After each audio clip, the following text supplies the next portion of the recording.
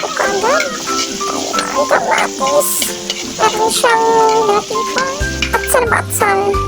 Ayan, at nilisan na natin ang ating ampalaya. Nilagay ko siya ng konting tubig lang nilagay ko dyan. Para to sa mga bitter ampalaya.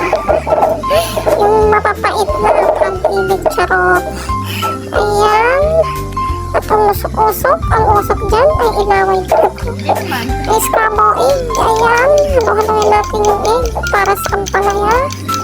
Ampalayang mapait. Ayan. Paborito ko yan, ampalaya. At hinalo na natin. Ayan. Mix mo na yan. Ayan na siya.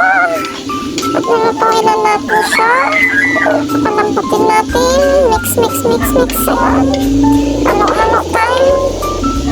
Ayan, at masarap yun siya. Sakto lang ang lasa. Sakto lang yung pait. Nakababad siya sa asin na may tubig kanina yan. Inugasan ko kaya. Kasi sobrang pait.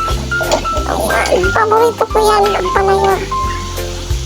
Ayan, lagi na.